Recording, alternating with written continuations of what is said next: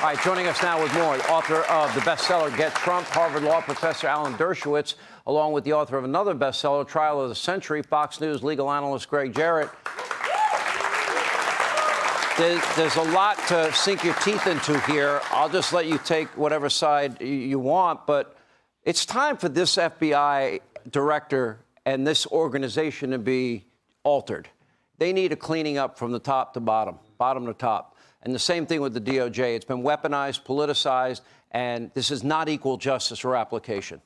Clearly, I'm in the wrong profession. I drive a '74 Volkswagen. Greg, I'll help you out with that. You can do better. Yeah. Jeez. Corvette Z06, but get the Z07 package. Just numbers and letters to me. Yeah. Look, this makes a mockery of our system of justice. Unequal, equal justice under the law has been blown to shreds here. I agree with you. Merrick Garland, I think, lied to Congress. He should resign in disgrace.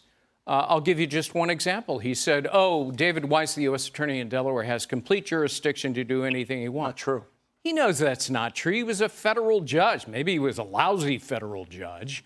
But David Weiss's jurisdiction ends at the state line. So he tried to go to California for other tax cheating violations, felonies, to Washington, D.C.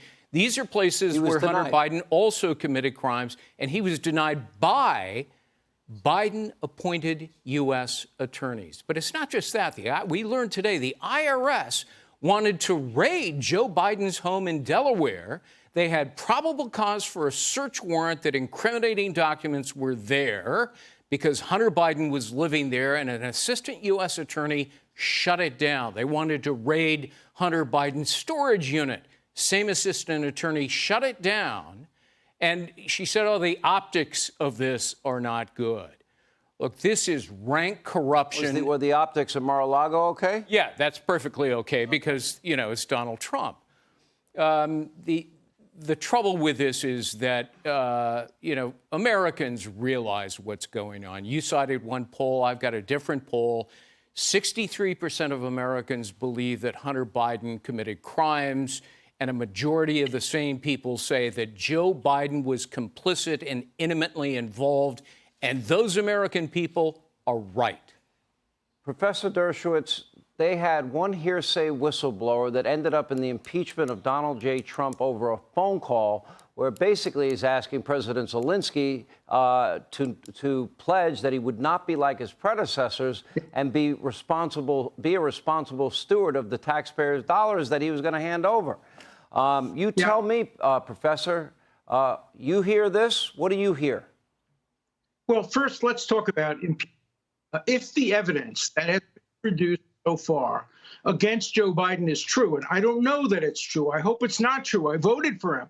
But if it's true, if he was sitting there while his son said, you know, basically send me the money or else there'll be consequences, that would be an impeachable offense. That would be the crime of bribery. What Congresswoman Bobart issued today are not impeachable offenses. And I hope you'll ask her that question. There's a little bit of hypocrisy there. She voted against the impeachment of Donald Trump on the ground that you needed to commit a crime or criminal type behavior. She accepted my argument. And now she's seeking the impeachment of Biden, not on these grounds, which are impeachable, but because of dereliction of duty and abuse of power, neither of which are in the Constitution. So please ask her to explain. Well, I would argue he took a pledge to uphold the laws of our land and our Constitution, and by not enforcing our border laws and by picking and choosing which laws he'll enforce, that would be a violation of that pledge. No, Professor? That's not a constitutional criteria for impeachment. It says treason, bribery, or other high crimes and misdemeanors. That wouldn't be a high crime or misdemeanor if you purposely don't enforce the laws that you were sworn to uphold? That's what I argued successfully in front of the Senate, is not an impeachable offense. But the key point is it would be an impeachable offense if, in fact, Biden sat next to his son and heard him make that demand for money. Now, we don't know whether it's true. A, we don't know. I don't know. I haven't heard the tape. But B, I don't know whether Hunter Biden was telling the truth when he said he was sitting next to his father. But there is probable cause. And this has to be investigated. And thank God for our system of checks and balances, that we have a Congress that is not controlled by the party in power and can do the kind of investigation. And Biden can't plead his Fifth Amendment anymore because his lawyers have said that he's no longer subject to any criminal prosecution. So please go forward with these investigations. Let me ask, Professor. We have these two new IRS whistleblowers, and then you have the whistleblower on the 1023 form that said that Joe is claiming, and by the way, this is a whistleblower deemed credible by the FBI as evidenced by the hundreds of thousands of dollars they paid this informant for past information. So that 1023, that is a direct charge of bribery of a president, that direct actions were taken as vice president by Joe Biden in exchange for family money. I wanted to get to the bottom of that. Let's find out if that's true. That's hearsay at the moment. Let's have direct evidence. Let's listen to the tapes. But I'm here to tell you, as a legal expert on impeachment, that if that turns out to be true, that is an impeachable offense. But what Congresswoman Robart today issued and tried to get. If you want to debate her, I'll keep you for the next segment. But we got to. Okay. But I want to be clear here. You believe, do you believe, as we do, that there is now enough credible evidence showing that this FBI and this DOJ is favoring Joe Biden and the Biden family?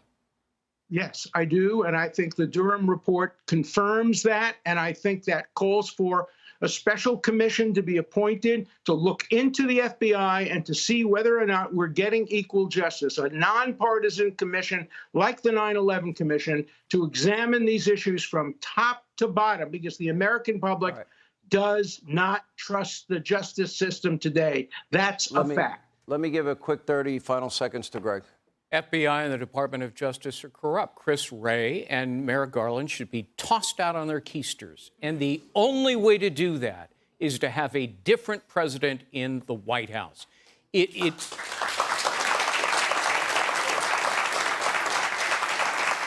is outrageous that this U.S. attorney has let Hunter Biden go with a slap on the wrist, a couple of misdemeanors, completely overlooking the Foreign Corrupt Practices Act, crimes committed, FARA violation, crimes committed, bribery, extortion. The list goes on and on. I could spend an hour describing it all, but the Biden family is also corrupt. Gregg Jarrett, thank you. Professor Dershowitz, thank you as well.